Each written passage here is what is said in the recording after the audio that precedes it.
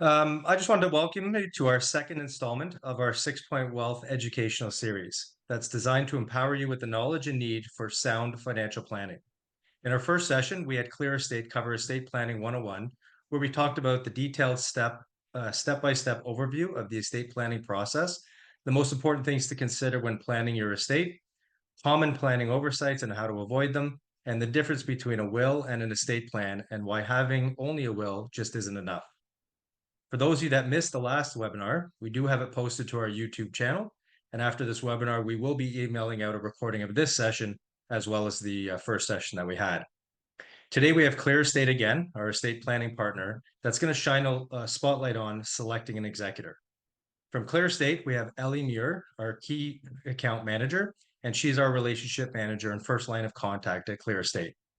We also have Dana Charlebois, manager, estate solutions, and she has extensive knowledge and experience in the estate planning and estate settlement, and is a trust and estate practitioner and certified estate specialist. We believe that having a comprehensive estate plan is one of the most valuable gifts that you can give to your loved ones after you're gone. Thoughtful planning not only ensures that your wishes will be honored, but it will also result in a significant time and financial savings and greatly reduce stress on your loved ones when the time does come. In this webinar today, we're going to delve into the critical role of an estate executor, the impact this role has on your lasting legacy, and how to confidently choose the ideal executor for your estate. So this webinar should equip you with the knowledge to make informed decisions that safeguard your estate and ensure your loved ones are set up for success when the time does come. What we'll cover in this webinar today is the role of an executor and their responsibilities, the profile of an ideal executor and what to avoid when choosing one, real-life case studies demonstrating the impact your executor can have on your estate, and then finally, the benefits of naming a professional executor and why you should consider one and what options are available to you. So at this point, I'm going to hand it over to Ellie and Dana to get us started. Thank you, Michael. Hi, everyone. I'm Ellie Muir. I work at ClearEstate, and I'm often one of the first people that you get to meet when you engage with us for a chat about our services. It's a pleasure to be here tonight with the clients of 6-Point. We appreciate that so many of you have shown up tonight to hear us talk about Executor Selection 101. You're going to be in great hands with Dana, who has been through a lot of these experiences with our clients and helping them get through the process of choosing a executor, whether it's somebody they know or if they have gone with the option of appointing ClearEstate as their professional executor. If you're not familiar with ClearEstate, we are a company that has been providing solutions for executors who need help settling estates. We can help them through the process in many different ways, depending on the level of help that they require, everything from just guidance through our very tech-forward platform, all the way through to taking just about all of the burden off their shoulders and settling their loved ones' estates. And then we also do estate planning. So we do a very holistic view, a great intake of all of the assets and liabilities, and help people come up with a really holistic estate plan, as well as providing professional executor services to people. So if that is something that you would be interested in talking about, please get in touch with Mike or John after the webinar tonight, and we'd be happy to go over the options that we have available. And with that, I'll pass it over to Dana. Oh, one more thing. Please do ask questions. So as questions come to you, we are going to have time for it at the end of the webinar today. At the bottom, you can see Q&A. Please type it in there or in the chat, and I'll be amalgamating all of your questions together for Dana and I to address at the end. So take it away, Dana. Thank you very much, Michael. Thank you very much, Ellie. Hi, everyone. I'm really happy to be here with you today to present the very important topic, choosing the right executor for your estate. Okay, a little bit about me. I've been working in the estate and trust industry for almost a decade, and I have multiple professional designations in the estate and trust space. I have a passion for estate administration, and I love helping people through what can be a very, very difficult time. I've seen a lot and learned a lot over the last decade working in the industry, and I know that everyone's circumstances are different and unique, and every estate has to be handled with care. I've seen the good, I've seen the bad, and I'm still learning and seeing new things every day working in the industry. And I'm hoping to bring some of those learnings to you today. I also want to highlight that my main goal tonight is to make some of these topics a little bit more approachable for people who may not know a lot about the subject matter. The topics can be somewhat technical in nature, but I want to break them down and offer you sensible and practical guidance on some topics that are somewhat not approachable sometimes. Okay, now on to the presentation. The goal here today is to help you confidently choose the right executor for your particular situation. Now, I'm going to start by prefacing the conversation with something that maybe many of you know, but maybe you don't. It's that an estate settlement can really be a very complex and very time consuming. There are lots of different components involved. There are logistical and practical matters, there's legal matters, there's, family dynamics to deal with, which even in the best of scenarios are not always easy to navigate. The role of executor is a fiduciary one, and you're typically dealing with third parties, you're dealing with lots of different forms, documents, and it's often hundreds of hours worth of work. I think when it comes down to it, the role of executor is really such an important one. This is the person you will appoint in your will to actually take charge of your estate and to be responsible for the settling of your estate. That can include a lot of different things, but ultimately they're accountable to complete all the necessary steps to administer your estate and distribute the assets to the rightful beneficiaries. So the beneficiaries that you name in your will. Now, when I say that the executor has a fiduciary role, what that means is essentially they have a legal obligation to act in the best interest of others. So in this case, the beneficiaries, and they're personally liable for any breach of that duty. Breaches can happen for a number of reasons. Sometimes someone is intentionally acting in a way that they shouldn't, and sometimes somebody is unintentionally acting in a way that they shouldn't, possibly because they don't know how to perform the role. Depending on the terms of the will and the applicable legislation in your jurisdictions, executors have the power to sell estate assets, such as a house or an investment portfolio. They have the power to pay bills and outstanding liabilities, and they have the power to access the deceased financial records and personal information. And of course, they make decisions with respect to all aspects of the estate settlement throughout the entire process. Now, I'm not necessarily going to go into the entire list of the detailed work that an executor might do, but needless to say, I think it depends. The things that need to be done depend on the estate, how complex the assets are, how complex the probate process might be, and how complex the family dynamics are as well. But ultimately, the executor is responsible for preserving and protecting the assets of the estate until they can be distributed to the beneficiaries, creating an inventory of the assets and liabilities of the estate as at the date of death value, and applying to the court for probate if probate is needed. Probate is typically needed wherever the executor has to deal with a third party. So for example, like a bank or an investment firm or an insurance company. And probate is needed in order to access the deceased account. And it's typically a time-consuming and pretty expensive process. In Ontario, probate fees are quite hefty. There's a lot of legal paperwork involved in an estate administration, and the executor is sort of attesting to the information they're submitting in the probate application. So it's very important that they're doing that accurately and to the very best of their abilities, and that they're gathering all the information that they need and giving the court proper information. An executor is also responsible for preparing and filing any tax returns that are required. Typically, there's the tax returns that are required as a result of your passing, but then there's also the responsibility if any prior year's tax returns are outstanding or were not filed, the executor is responsible for that as well. Of course, an executor is responsible for paying debts, taxes, any expenses related to the estate, such as funeral expenses or other expenses necessary, like engaging professionals, so an accountant, an appraiser, that type of thing. They're responsible to communicate with the government, financial institutions, service providers, any other third parties that they would need to contact to advise of your passing. And then they would have to deal with whatever happens next, whether it's cancellations, so canceling your newspaper, canceling your subscriptions, or maybe transferring of reward points from your credit card or from your air miles, or dealing with bank accounts and liquidating them. They're also responsible to account to the beneficiaries of the estate. This is a really important one. So essentially, they're responsible to track all of their activities that they do as the executor, and all of the transactions that they make in the estate account or in the deceased bank account, and provide an accounting of those activities to the beneficiaries. So there's a lot of transparency, and the beneficiaries are entitled to quite a lot of information. So you really have to keep detailed records.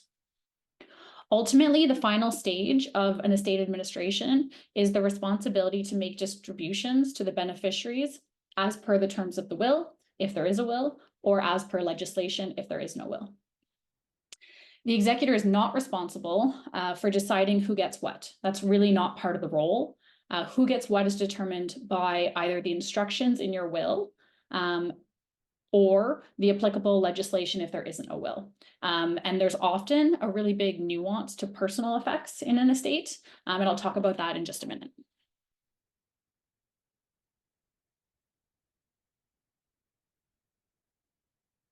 Okay. Okay, so sorry, I wasn't very good at my clicking duties here. I apologize. This will be circulated. Okay, now on to the ideal executor. So the ideal executor is, of course, someone that's trustworthy and responsible. And I think that's a relatively obvious one, but also a very important one. You obviously want someone that you trust to act in the role, and you want the person to be able to act impartially and exercise good judgment. Impartiality is sometimes really tricky with family members. I'll get into that a little bit later, but you also want your executor to be younger than you, ideally, because of course someone younger than you is more likely to survive you, and more likely to be available to act at the time. You do also want them to be in good health as well, so that's a consideration to make as well. You don't want to appoint a minor, because if you're not the legal age of majority, you're not going to be able to sign documents or take on the role as executor. It's not allowed. Ideally, the person is somewhat local to you, preferably in the same country. There's differences as to why it becomes a challenge when the person is not in your jurisdiction, and I get this question quite a lot. So there are practical and logistical reasons. So in an estate administration, there's a lot of hands-on work to be done, especially if there's property. And how is this going to be carried out if somebody's not in the country? So it's a really big consideration. Further to that, there becomes complications where if the person is outside your jurisdiction, and particularly outside of the country, then some complications can arise, because when you go to file for probate in most jurisdictions, the court will require a bond to be posted. So if a foreign executor goes to settle an estate and they act improperly, and there's no recourse for the beneficiaries because the executor is outside of the country, the court takes this very, very seriously, and they'll very often, if not always, require a bond, which means that your executor would have to get a third-party bond. A bond is basically to assure the court that they will act as they should in the estate settlement. They'll do everything kind of by the book, and follow your wishes in your will. And that bond could be set at the entire value of the estate sometimes, and it can be very expensive. It can also be a very lengthy process to obtain a bond. It's not always an easy process. Another issue with foreign executors is there could be potential tax implications as well. Because if an estate is considered to be resident of whatever jurisdiction it's managed from, this means if you have a foreign executor, you could unintentionally make your estate subject to taxation in two jurisdictions. And this may have a significant impact. It may not, but these are some complications that can arise with a foreign executor. And so it's generally recommended that your executor is located in the same country as you. And sometimes it's even beneficial to have them in the same province or the same city. The other things are, of course, you want your executor to be comfortable in navigating legal, tax, and financial matters. You need them to be patient and detail-oriented for sure, particularly when submitting forms and documentation.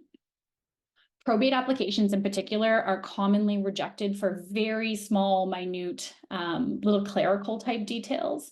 So it's really important that they're patient, they're detail-oriented, and also that they're a good communicator and that they're comfortable and confident in relaying messages to other parties that are involved in the estate settlement, and that they're able to face challenges and maybe some adversity, because generally speaking, most estates come with at least some sort of hiccup along the way that the executor will need to navigate. And I can say that from my experience, every single estate has something that goes a little bit wrong or is difficult for the executor. And sometimes hard conversations have to be had. And sometimes you have to deal with very difficult personalities, family dynamics, that type of thing. So it's very important that you choose somebody who's able to have those conversations.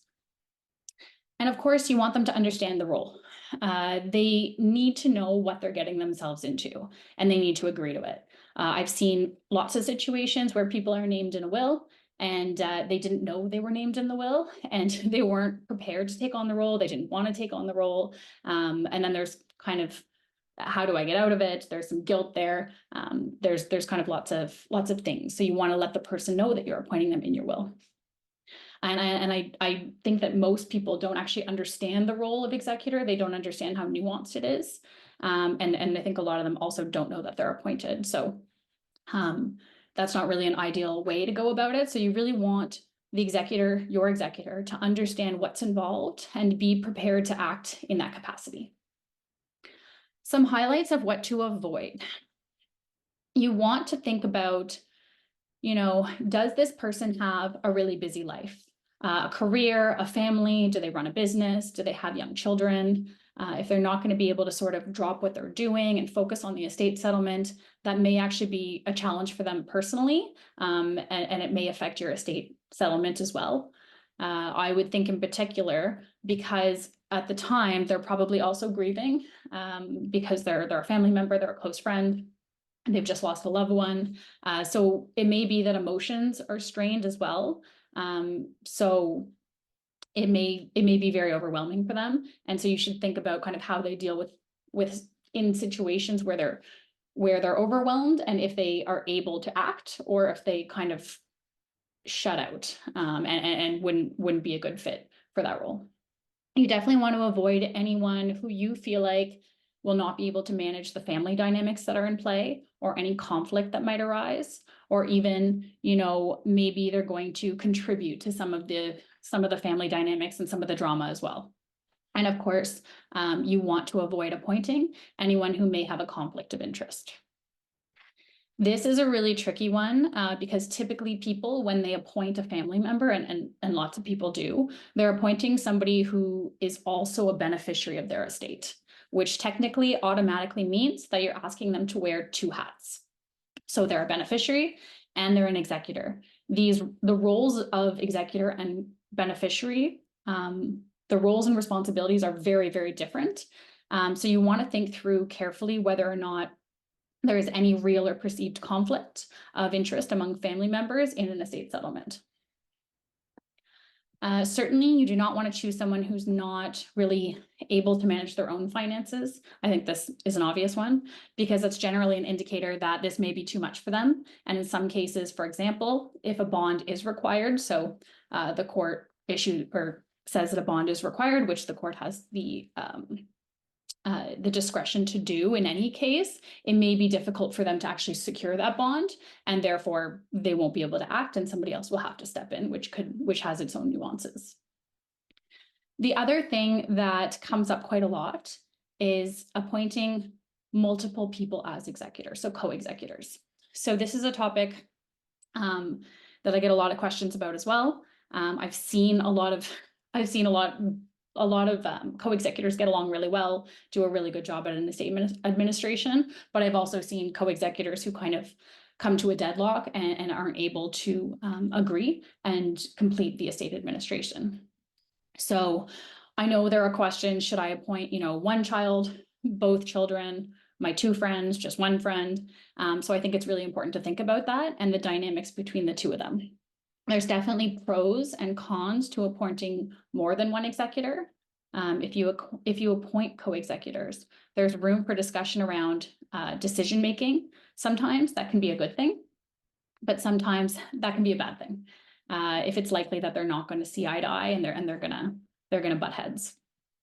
So if you're not confident that they're going to be able to discuss and agree upon things, then it may not be a good idea to have those people as co-executors, because when you act as a co-executor, all parties have to agree on everything. So both executors have to sign off on everything. They have to agree to everything, and they both have to participate in the decision making. One person is not able to make a decision without the other one.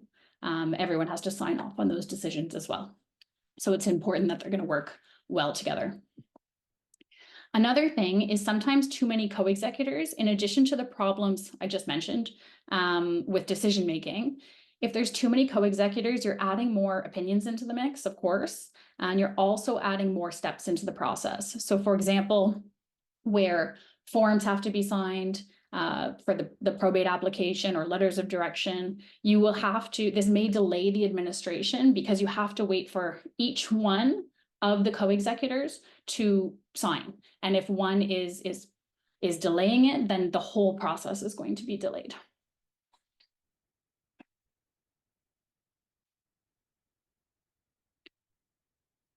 Okay, so appointing family members or friends. So this is to talk about appointing family member or friends versus appointing a professional executor, which are both really good options. I'm going to preface this by saying there's no real right or wrong way of doing things. There's no hard, fast rule of how you should do things. It's really about what is right for you and your family, and you know best. You're the person who knows best. Are the family dynamics going to come into play, or do you need somebody professional to come in as a neutral third party? I will say one of the major pros of appointing family or friends is obviously that there's a personal connection to you, which is very important. If you're considering this person in the role, they probably know you very well, and they'll feel a moral duty to carry out your wishes and do a good job at it as well. That can also be a bad thing sometimes, because sometimes people will feel obligated to carry it out and act in the role when in fact they're not comfortable doing it. They don't know what to do. They don't have the time. They just don't have the energy to dedicate to it. So it's something to think about as well. So I'll say, based on everything that I've said so far, an estate settlement and the responsibility of an executor are obviously a big one. And it's one that I think that people start to understand. As they start to understand what's involved in settling an estate, the less likely they're actually going to want to take on the role. And I think that's fair. I've administered many estates, and it's something that I do as, I was doing as a full-time job. So it is very time consuming, and it's quite complex. So I can understand that. And it's also hundreds of hours. It could be hundreds of hours of work. And the typical estate administration, it spans 16 to 24 months. And there is liability involved in an estate administration for an executor. So even if you've completed the estate settlement, completely distributed the assets, and everything is accounted for, the beneficiaries are happy, everything's done. If something pops up in the future that maybe was missed, it wasn't dealt with, you still have to deal with that as an executor. So your liability and your duty never really ends if something were to come up in the future. Typically, a friend or a family member is not familiar with estate administration unless maybe they work in that field. And even then, there's no certainty that they'll be able to act. And by that, I mean, will they survive you? Will they still be healthy and able to do it? Will they want to do it when the time comes? There's not much certainty around that when you're appointing any individual. Often, and I mentioned this already, it's difficult for them to be truly neutral because, of course, there's always going to be a sort of personal connection to a friend or a family member. They have knowledge that is going to make it difficult to be neutral potentially. And even if they do manage to be impartial, they may still not be perceived that way by the other beneficiaries because they're your daughter or they're your sister, or because, you have that relationship already. And because there's usually so many family dynamics at play, and it can lead to strained relationships. Unfortunately, this happens a lot. Again, I've seen it a lot, and it's really quite common, and it's quite sad. Estate settlements can be challenging even in the simplest of circumstances, and can often lead to strains in family relationships, especially where there's a family member that is kind of now accountable to report their activities to other family members. So acting as executor, the other family members are the beneficiaries, and sometimes there's a little bit of a power struggle there as well. And of course, they're going to be grieving and potentially overwhelmed. Now, on the flip side of that, we'll talk about a professional executor. So a professional executor can be a really good option because while they have no connection to you personally, you're able to have an experienced, neutral third party that's going to be able to take charge of things and guide your family through the administration and kind of tell them what's going on and tell them what's going to be done next, and just being very transparent. It's also alleviating the burden from your loved ones because they don't have to deal with the stress of the administration. A professional executor will be able to act neutrally and impartially, and they're held to an even higher standard than a lay executor would be in terms of their duty to act prudently, and there's going to be no impression of favoritism.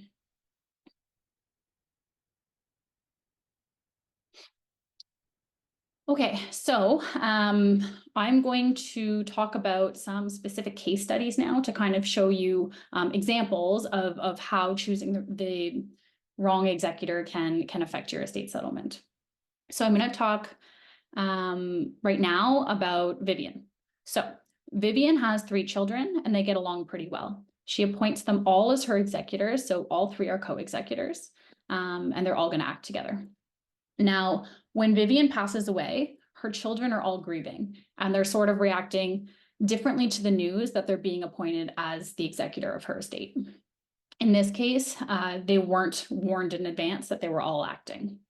They weren't aware that they were appointed as executor, and they weren't prepared to take on the role. They didn't really put any thought into what was involved in the role, and just in general, it was overwhelming. So Vivian's son, Ron, takes charge and begins the executor work immediately. He starts to, of course, make funeral arrangements, to collect information about the assets. He starts to cancel subscriptions. He starts to let financial institutions know of the passing. Meanwhile, the other daughter, Jennifer, is really busy. She has a super busy career. She has a busy family, but she does want to participate, and she doesn't really want her brother Ron doing too much without her. Now, the third child, Henry, on the other hand, is having a really hard time with the passing of his mother. He's having a very hard time processing the loss. And as a result, he's kind of shutting down, and he just can't bring himself to kind of do anything in the capacity of an executor because he's finding it too overwhelming.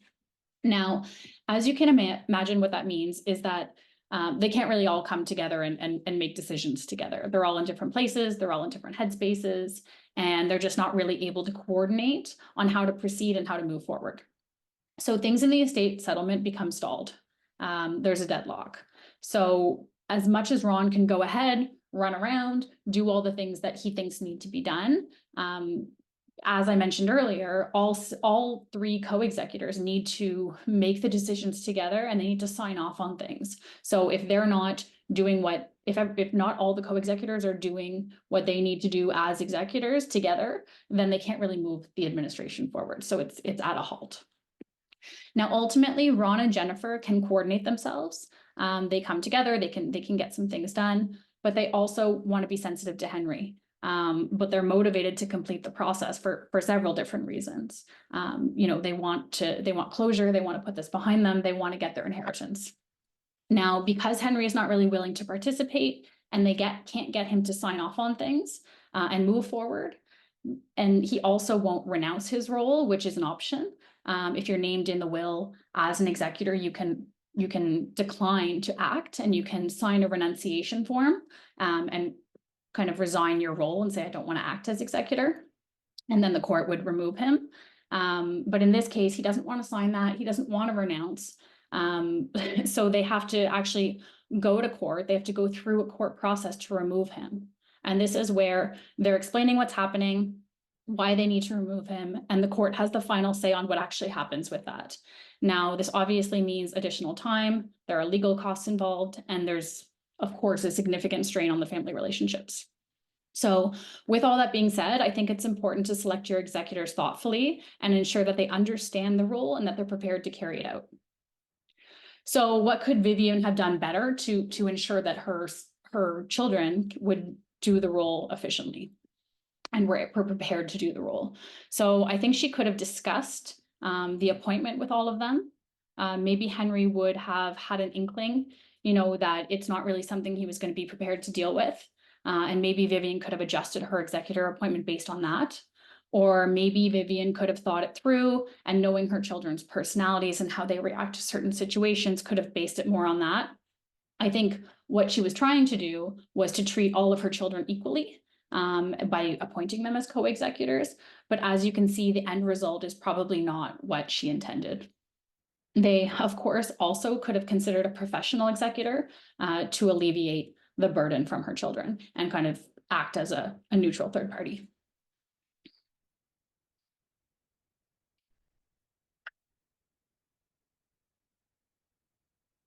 So the lessons are, it's crucial to select your executors thoughtfully and ensure that they understand the role and are prepared to carry it out. And again, she could have discussed it with her children, and they could have also considered a professional executor. Okay, Don and Mary's estate. So now Don and Mary, in their case, they have two daughters. Sandy, she's a mom of two. She's a graphic designer, and she has a busy professional and personal life. And then Leah, who has a disability, and she lives with Don and Mary, and they make sure that all of her needs are met on an ongoing basis. Don and Mary have appointed Sandy as their executor, and they have done some estate planning. So they've thought through Leah's needs and her circumstances and incorporated estate planning using a Henson trust so that Leah can have a trust for her lifetime that's going to provide for her, but also protect her access to government programs and benefits, which is a Henson trust is it's a common estate planning vehicle for somebody who has a disability and is receiving government grants or government assistance so that they don't lose access to the government programs.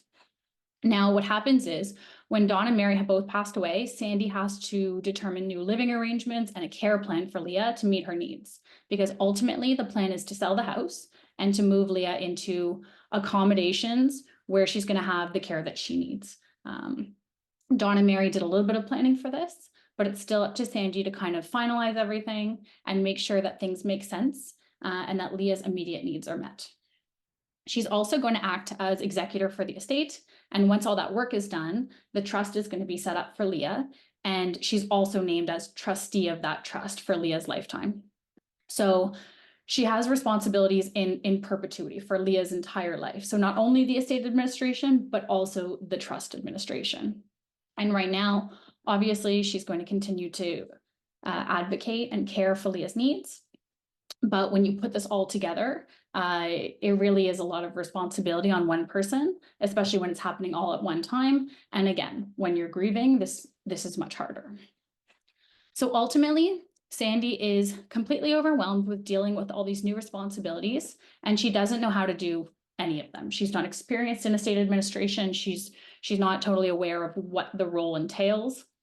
So I think it's important to think through the practical challenges your executor is going to actually face in the settlement, where there's personal care needs involved like this. And it can actually be a significant burden on someone, right?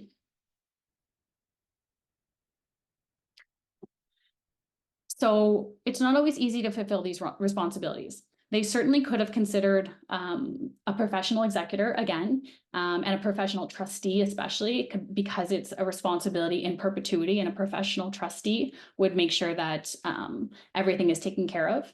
And there's also a lot of duties that are required, including keeping a proper accounting and filing tax returns annually. So in this case, definitely a professional executor could have benefited.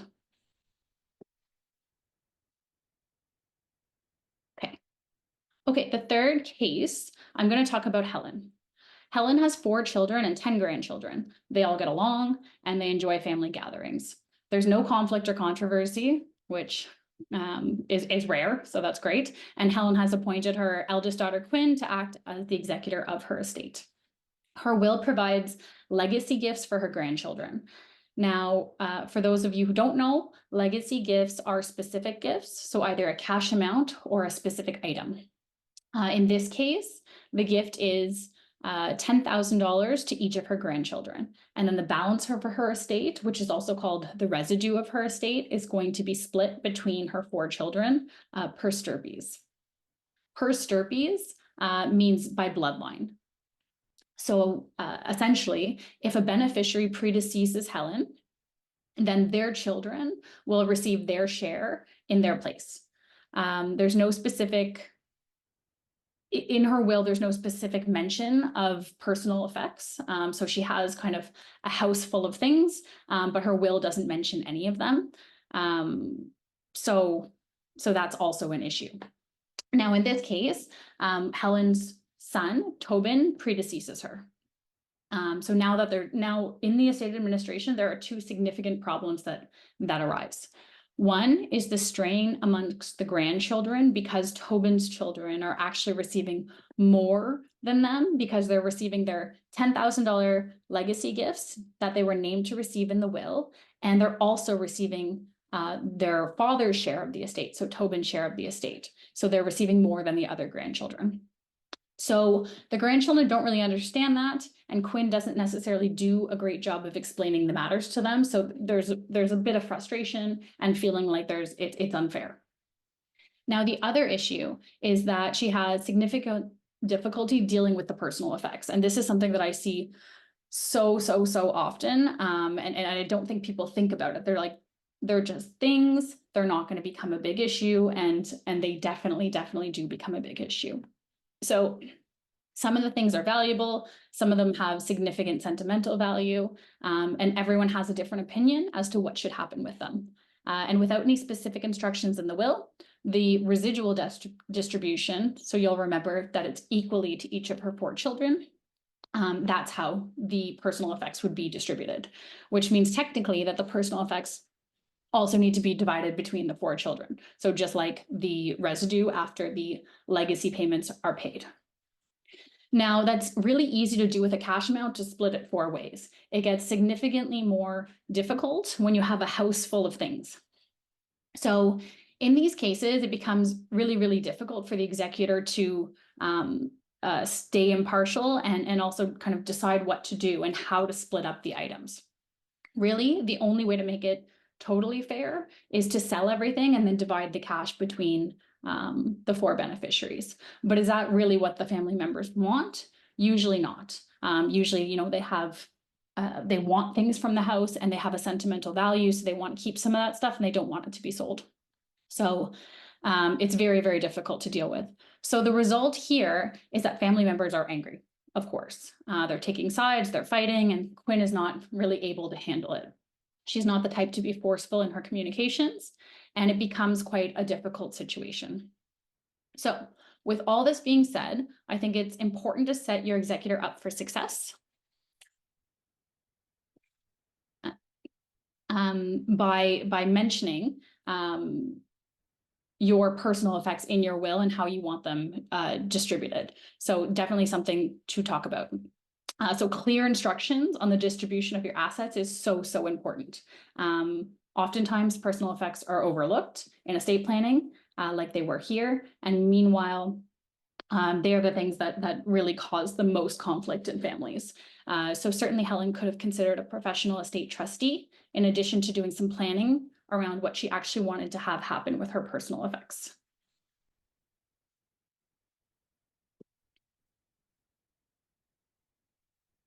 Okay, so I'm going to talk quickly about some of the professional options out there that are available to you for appointment of your executor.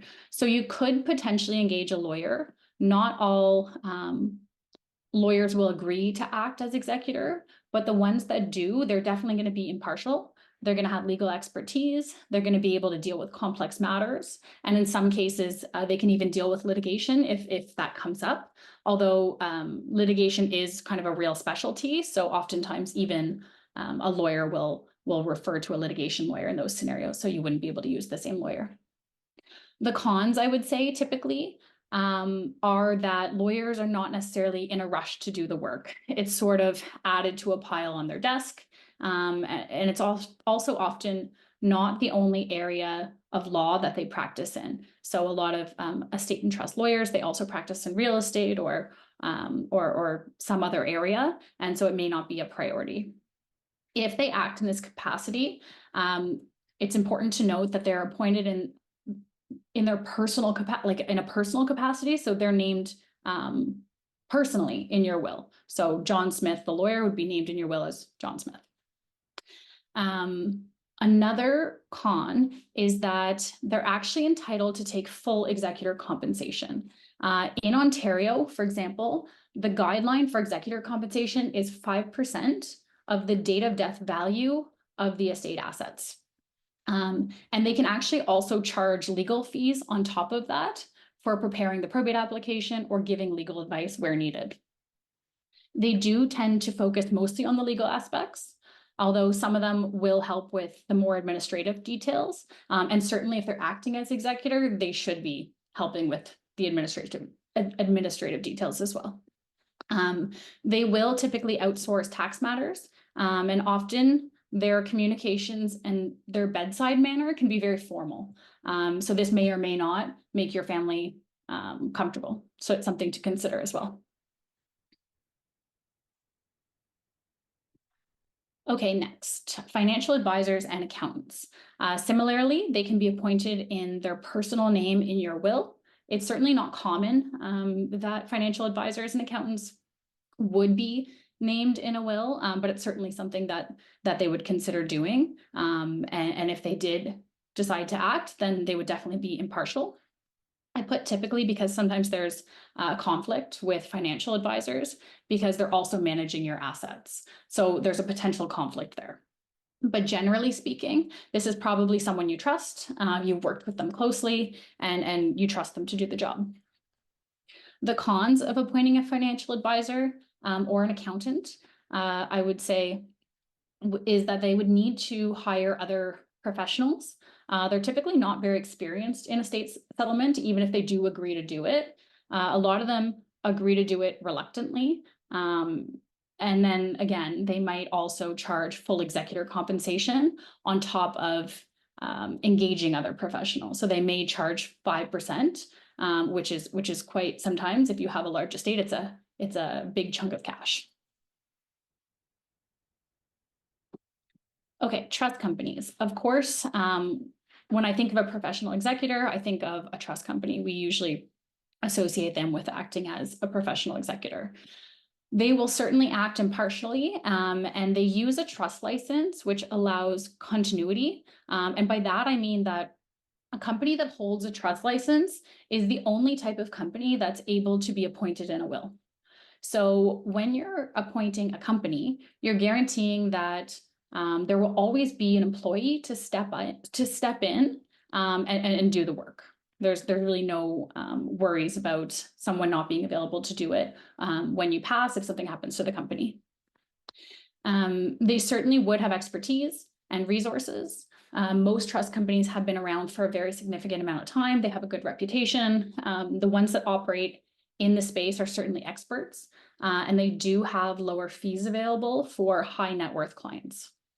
However, on the con side, generally their fees are inaccessible for most families. They offer blended rates. So depending on the value of your assets, there's sort of a sliding scale, but generally it starts at around 4 to 4.5% for the first $1 million in assets. And the minimum fees for a trust company are typically between $15,000 and $30,000. So it's very difficult for most families to even consider this as an option because it's quite expensive. I would also say that a con is that their technology is underutilized at trust companies. They don't necessarily embrace technology to do their work more efficiently. I can speak on that from experience. So you're still kind of stuck with a potentially long process and maybe not the transparency that you might hope for.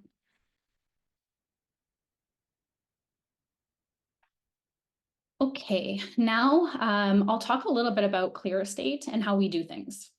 We do offer a professional executor plan to alleviate the burden from families. Because we use our platform to plan your estate and draft your documents with you, we can actually make sure that we have everything that we need to carry out the work when the time comes to actually do the estate administration. There's a lot of ease and efficiency that we create for you and your loved ones, and there's automatic visibility for your family, because when the time comes, they'll have access to our platform to see the information that's relevant to them. So everything is transparent. We have experts in estate planning and estate settlement. And we actually at ClearEstate have a super diverse team of experts. Some are from the legal field, some from trust companies. We have accountants. We're essentially a one-stop shop, and we have all our expertise in one place. So we're able to do probate applications, tax filings, all of that in-house, rather than having to engage different professionals for different pieces. We're affordable and accessible, and we are, of course, independent and impartial, and we can address advanced needs and, of course, ultimately help you accomplish the legacy that you intend.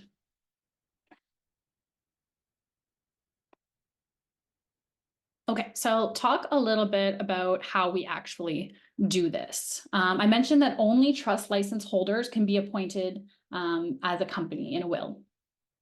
The way that ClearEstate does this is that we use a fiduciary partner to be appointed in the document along with us, named as agent, to carry out the burden of the estate settlement.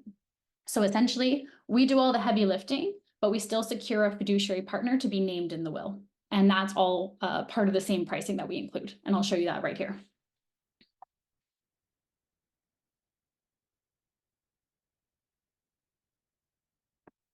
All right, so in terms of our estate planning services, we offer a few different packages just based on what exactly it is you'd like support with and how complex your situation is. So you'll see here, the essential plan is really meant to just organize your affairs in our digital vaults, making it easier for your loved ones when the time comes. Our plus plan is where you actually want to create a will and a power of attorney document, and your situation is relatively straightforward.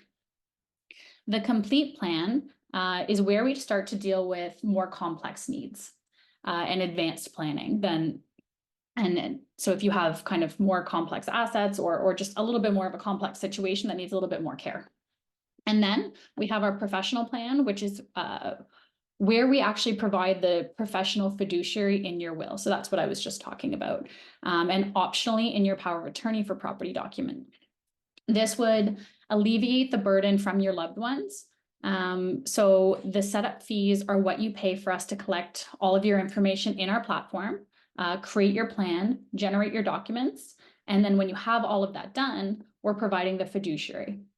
Then when the time comes, the fee would be 1% of the value of your estate. So when you pass away and we're settling your estate, the fee would be 1% of the value of your estate. And that's in comparison to the 5% that a friend, a family, a lawyer could charge. And if you also wanted us to provide the fiduciary for your power of attorney for property, so if you were to become incapacitated, it will only be in the event that it's actually needed. And then if there's an ongoing trust, so you create a trust in your will, in order to manage that, we charge a 0.75% annually to manage those trusts on an ongoing basis.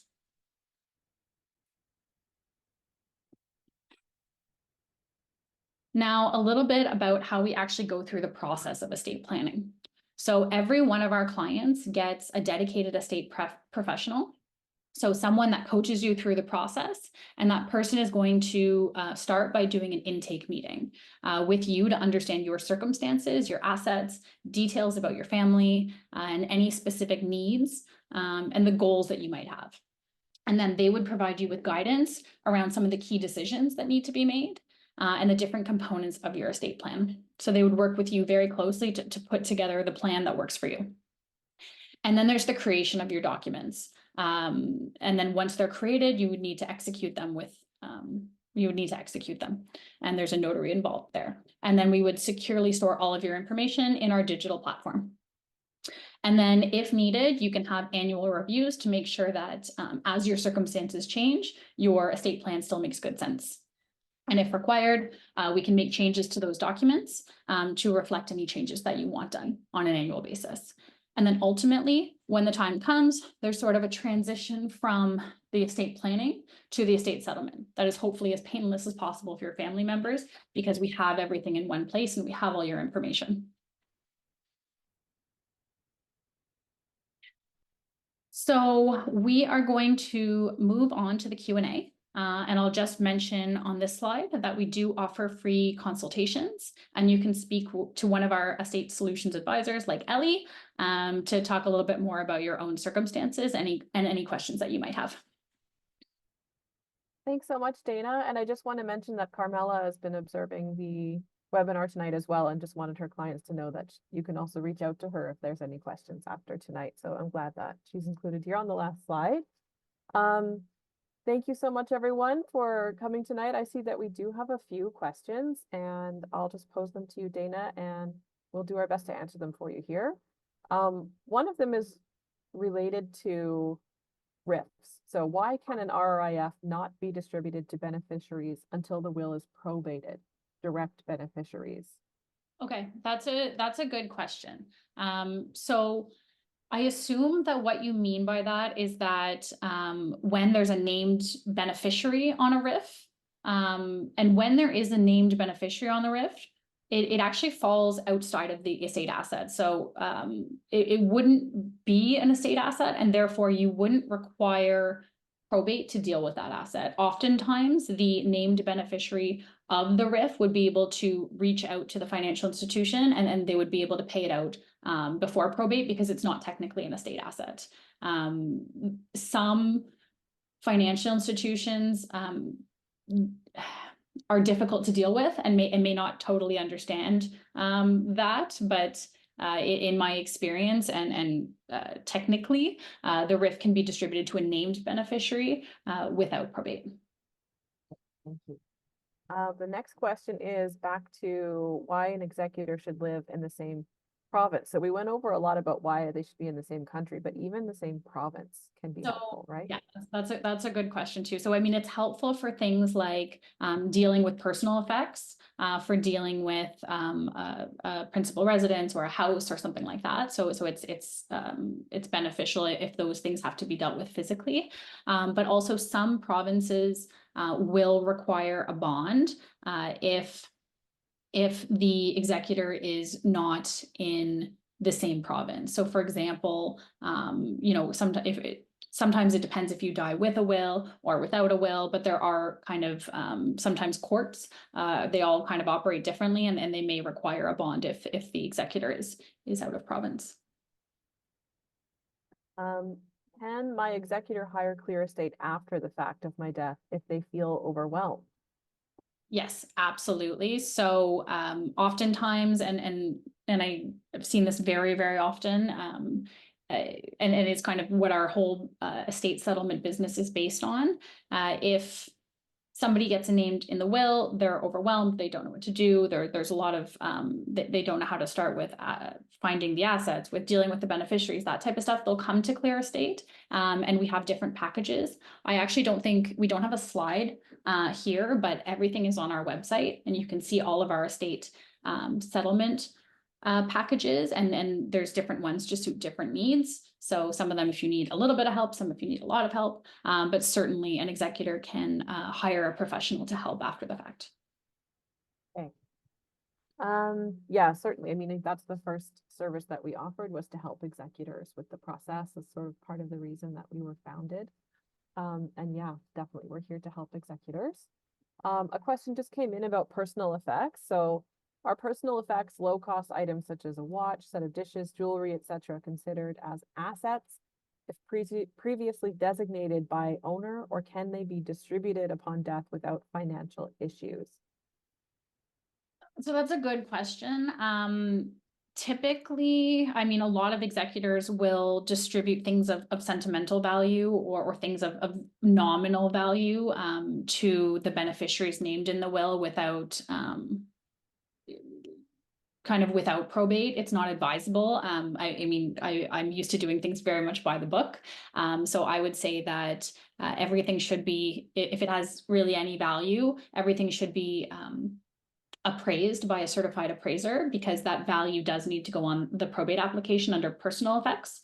And it's also kind of used for other things as well. But also just in term, you don't want anyone to contest something later. Like, why did you give this away? I wanted it. So you kind of want to keep an inventory of everything. You want to know the values. You want to make sure that if you do give something away, which again, not advisable, you get the beneficiary who's receiving the item to sign a receipt.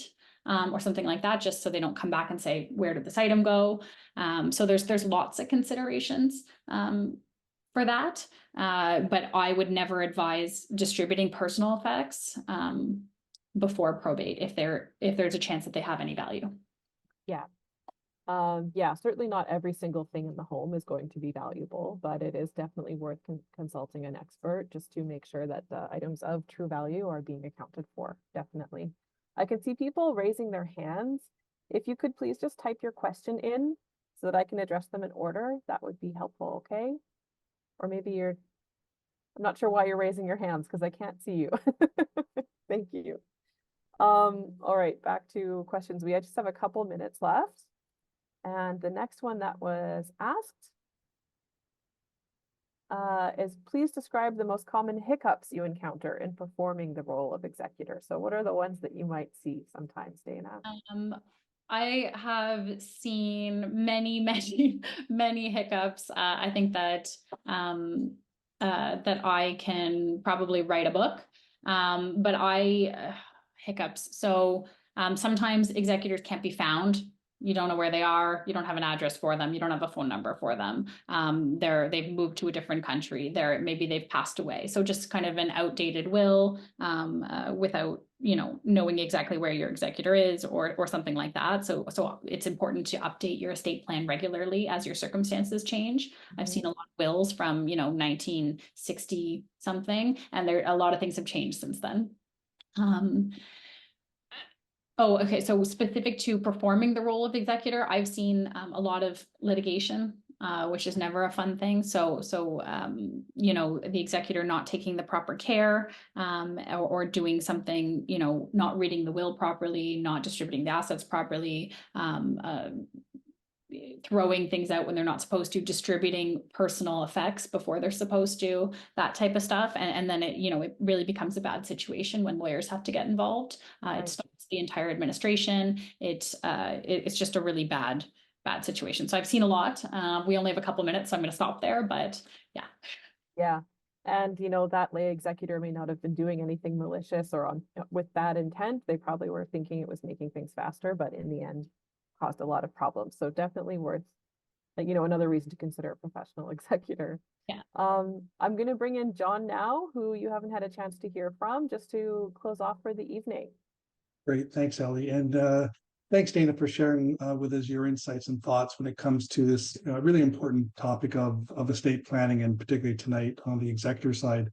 You did a great job in covering the importance of choosing the right executor and who might be the ideal person for someone's estate. You're able to share with us some of the options that I think clients can consider, whether it's a friend, family member, or in some cases you pointed out maybe that professional executor might be the more suitable option. Ellie, I also want to thank you for putting this presentation together and also for working with us as our relationship manager. You've already had a chance to work with many of our clients in the onboarding process and how they've actually now already hired ClearEstate. So I appreciate your work. This was the second installment of our educational series centered around the topic of estate planning. A replay of this session, as Mike said earlier, will be posted to our YouTube channel in the next week. You'll all get an email just letting you know that has actually taken place. So you'll be able to see a replay of this session, but also for those who might have missed the first one, you can see that as well too, which was the Estate Planning 101. Our next estate planning session will be held on March 27. The topic being what you need to know about death and taxes. One of the things that didn't come up enough here was on the tax side. One of the hiccups I've commonly seen, Dana, is the responsibility of making sure taxes are paid to CRA before all the money is given to the beneficiaries. So I'm sure that'll come up in the next session. Absolutely. Finally, I want to thank our clients and their families for taking the time to attend tonight's session. Hopefully you found value in listening to ClearEstate and giving you some of their best ideas. I just want to take a moment and remind our clients that our office is able to assist you not only on your estate planning needs, but also in the areas of retirement planning, insurance planning, tax planning, and financial management as well too. In the areas of financial management, we've had many conversations with clients on their some of the financial commitments, particularly on mortgages and stuff like that. So in the last little while, given where rates have been, so we've been able to help clients through that process. In some cases, making referrals back to other lenders to kind of assist in that area. I mean, particularly when it comes to tax planning as well too, as some of it gets blended into the other areas of planning that we help out with.